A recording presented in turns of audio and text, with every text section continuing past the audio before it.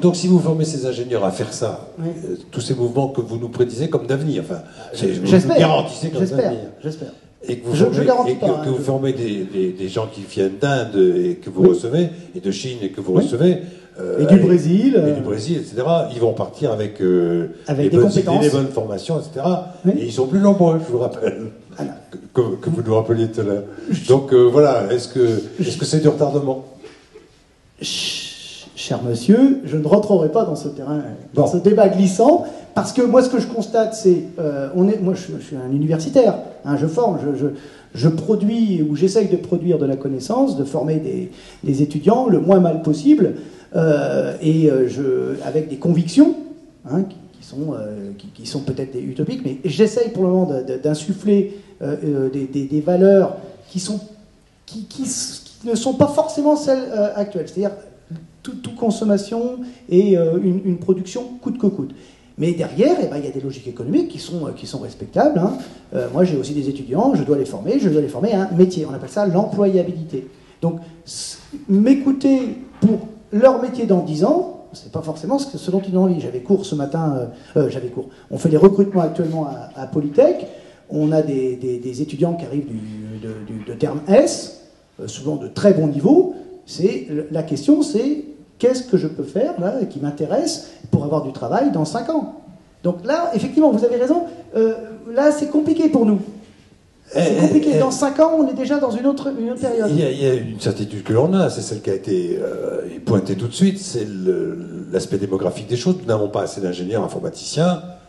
Pas que informaticiens, on n'a pas assez d'ingénieurs du tout. Non, mais dans notre sujet informatique, on n'en a pas assez. Non. Est-ce qu'on peut en former plus? Est-ce qu'on peut détourner des gens qui se fourvoient dans des filières qui débouchent sur rien et en faire des informaticiens? Qu'est-ce que l'universitaire que vous êtes? Non, vous allez encore me dire que c'est un terrain glissant et qu'on n'aborde pas ça? Alors, comment est-ce qu'on peut faire pour en former plus? Est-ce que je vais vous dire que c'est un terrain glissant? Oui. Est-ce que je vais vous dire que l'université qui ne fait pas son travail, c'est un terrain glissant? Oui, je vais vous le dire. Maintenant, est-ce que je peux vous dire que c'est facile de former plus? Moi, je constate que déjà, c'est compliqué en former 150, 200 par an. C'est compliqué en termes de ressources, de compétences, de locaux, d'énergie. Bon, maintenant, je ne suis pas responsable des flux qu'il y a derrière. Hein. Moi, je fais le mieux possible avec nos étudiants.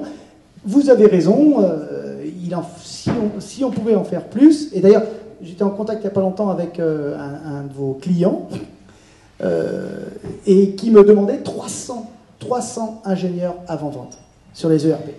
300. Vous en formez combien? 70? Bon, vous êtes out là. Non mais...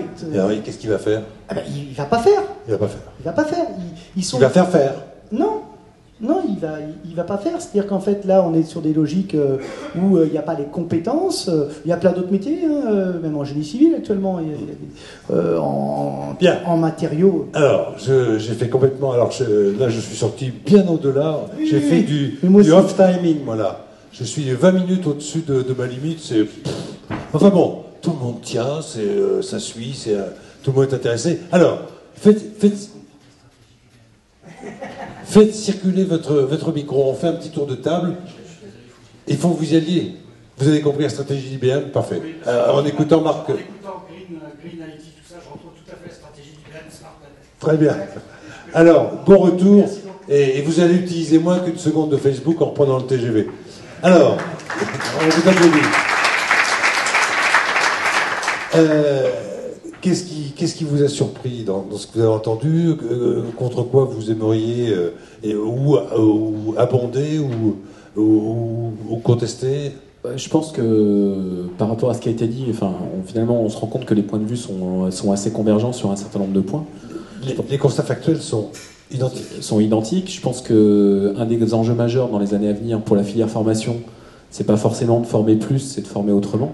C'est-à-dire de former tous nos enfants, toutes les générations futures, à des métiers qui vont les amener plutôt sur le terrain de l'innovation, c'est-à-dire qu'en étant en permanence avec un temps d'avance. C'est-à-dire que, comme vous l'avez dit, on a perdu d'ores et déjà la bataille du nombre.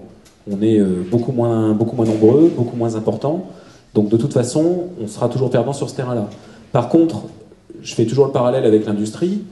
On a aujourd'hui une industrie en France qui périclite, des emplois qui se détruisent beaucoup, qui partent dans des pays lointains. Ouais. Et à contrario de ça, on a un voisin aujourd'hui qui s'appelle l'Allemagne, qui a une industrie somme toute assez florissante, qui est en perpétuelle recherche et en perpétuelle avance par rapport à ses compétiteurs et qui en permanence met sur le marché des produits innovants.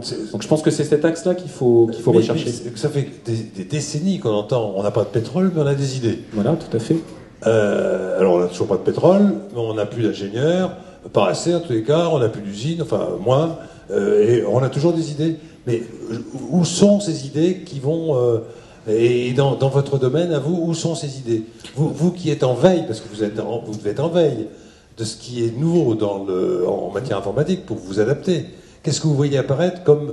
Le prof disait lui-même, les thésards, ils sont asiatiques, point à la ligne. Par effet de nombre, par effet de masse, point. Je pense que, moi, de mon point de vue, justement, la recherche, elle doit être peut-être un peu moins fondamentale et beaucoup plus appliquée.